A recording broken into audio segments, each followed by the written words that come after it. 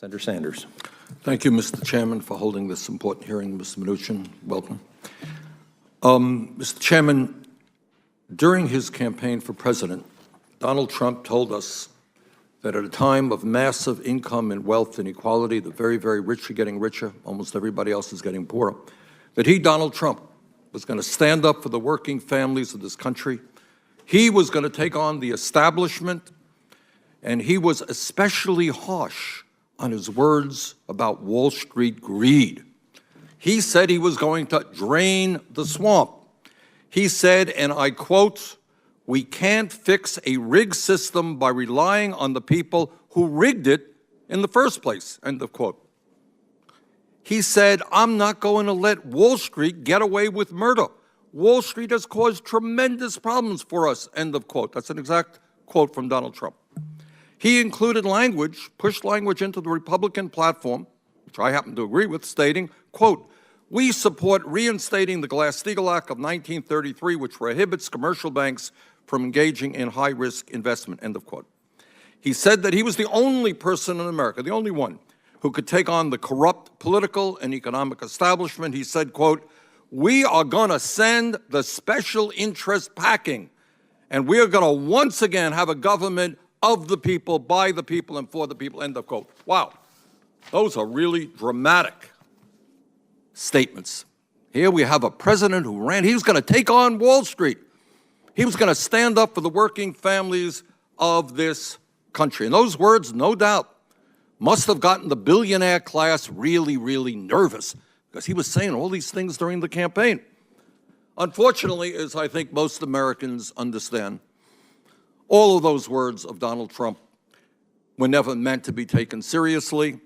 It was just campaign rhetoric, good rhetoric, I must say, to get votes, but nothing that he ever had any intention of actually implementing. Donald Trump talked about draining the swamp, talked about taking on Wall Street, but he now has more billionaires in his administration than any president in American history. Funny way to take on the establishment by having more billionaires in your administration than any president in American history. His administration, this is the guy who's going to take on Wall Street, is filled with executive after executive from Goldman Sachs, one of the largest, the most powerful financial institutions on Wall Street. His chief economic advisor is Gary Cohn. Chief economic advisor Gary Cohn, who was the president of Goldman Sachs, and a man who received a $285 million severance package. His Treasury Secretary, and we're delighted that you're with us today, Secretary Mnuchin, worked at Goldman Sachs for 17 years. Mr. Chairman, one of the great scandals of our time, which is still impacting millions of Americans today, is that virtually every major Wall Street institution was involved in reckless, irresponsible, and illegal behavior, which led to the great crash of 2008, which caused massive unemployment in this country. People lost their homes, people lost their savings.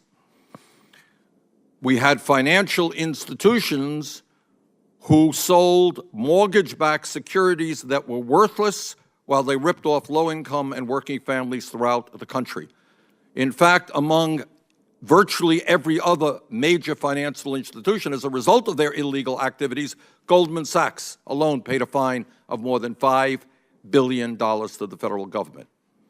But instead of reforming Wall Street, which is what the president said he would do, instead of reinstating Glass-Steagall, as he promised he would do during the campaign, President Trump endorsed a bill that passed the House last week that would deregulate Wall Street, increasing the odds of yet another taxpayer bailout even bigger than 2008.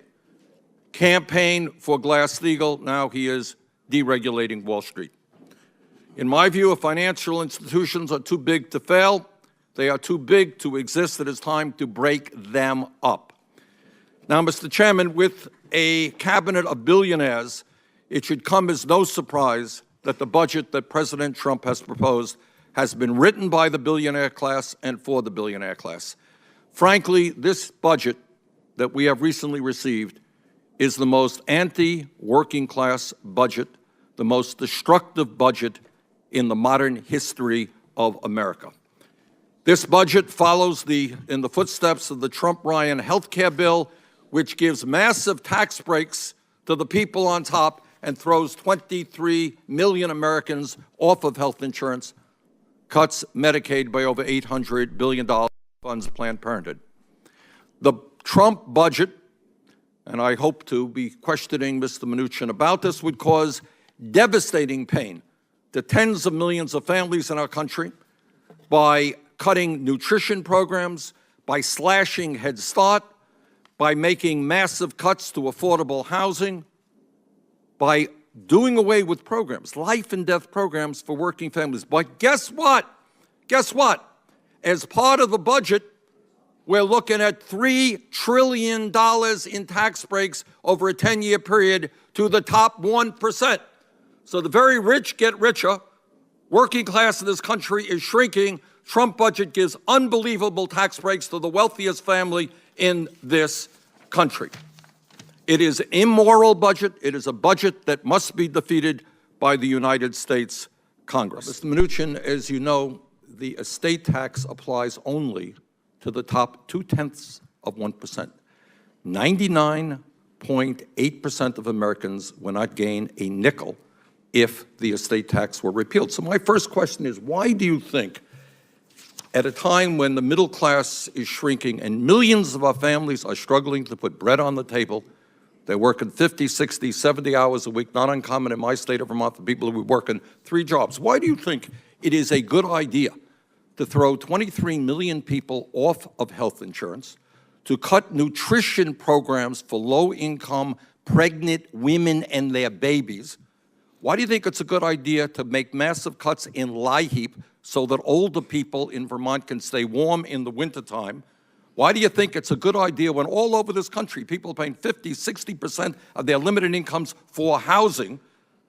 Why do you think it's a good idea to make massive cuts in those programs, and yet, with regard to repealing the estate tax, give the wealthiest family in this country, the Walton family, up to a $52 billion tax break?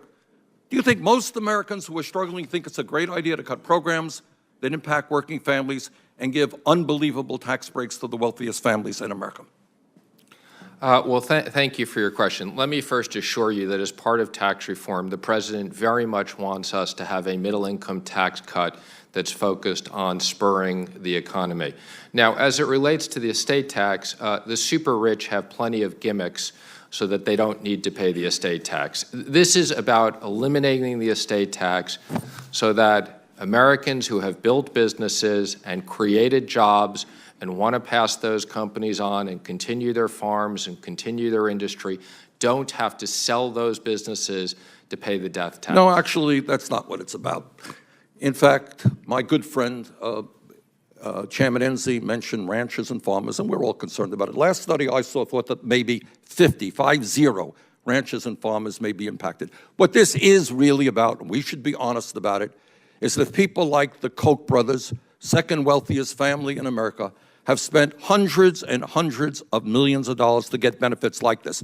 So do you really think when you talk about families like the Koch brothers and the Walton family, and by the way, the Trump family, who would get something like a $4 billion tax break, do you really think that it makes sense, again, to cut programs that people desperately need to stay alive, and give massive tax breaks to the children of the wealthiest family in this country?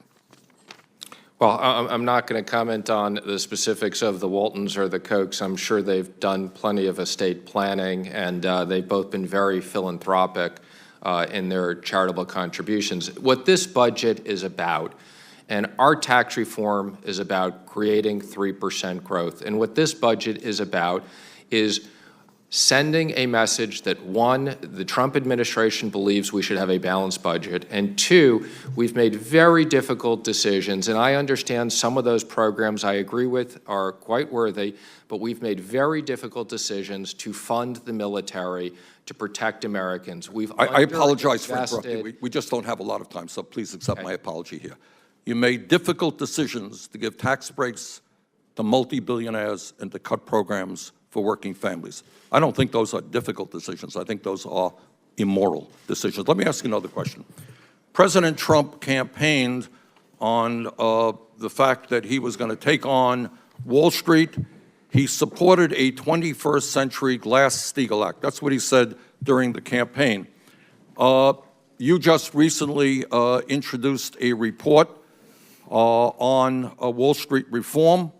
Can you tell me where I could find the establishment of a 21st century Glass-Steagall Act, which would separate commercial banking from risky investment banking, something the president campaigned on?